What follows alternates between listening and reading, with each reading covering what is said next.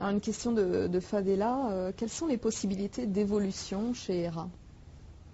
Donc, prenons l'exemple d'un commercial. Un commercial, je vais vous donner moi, mon exemple d'agence, tout simplement. J'ai toujours essayé de privilégier, je privilégie toujours, lorsque c'est possible, la promotion interne.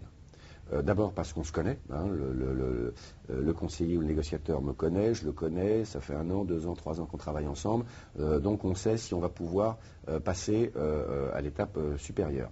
Et je vais vous donner un exemple, moi j'ai 3 agences dans le 19e, celle de Butte-Chaumont est gérée et managée par l'un de mes anciens négociateurs, il était chez moi négociateur.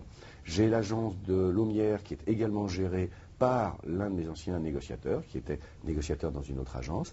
Par contre, ma 3e agence, j'ai fait appel à une personne de l'extérieur, très honnêtement parce que je n'avais peut-être pas les compétences en interne, et puis également parce que je pense que l'apport de temps en temps de compétences externes, de personnalités externes, remet un petit peu des fois en cause notre façon de travailler, c'est plutôt positif.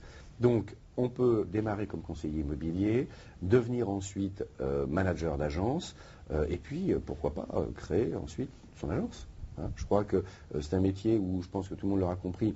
Il faut être un petit peu autonome dans son esprit, dans son travail au jour le jour, et un bon conseiller immobilier qui va avoir travaillé 3, 4, 5 ans comme conseiller immobilier, pour peu qu'il soit un peu autonome, qu'il soit un peu entrepreneur, et c'est ce qu'on leur demande, va peut-être créer aussi son agence, tout simplement. Donc voilà l'évolution possible. Alors, après, il y a des groupes d'agences qui sont plus importants, où j'ai des collègues qui ont 6, 8, 10 agences. Bon, là, oui, il y a effectivement aussi des postes qui peuvent se créer, que ce soit à la formation, que ce soit aux ressources humaines, que ce soit aux finances. Mais globalement, dans les agences, le cursus, c'est conseiller immobilier. Un bon conseiller immobilier, pour devenir manager, va quand même devoir rester 2-3 ans minimum conseiller immobilier. Ensuite, passer manager, c'est-à-dire gérer une agence. Et puis, pourquoi pas, après, ça c'est chacun qui le décide, créer peut-être sa propre agence.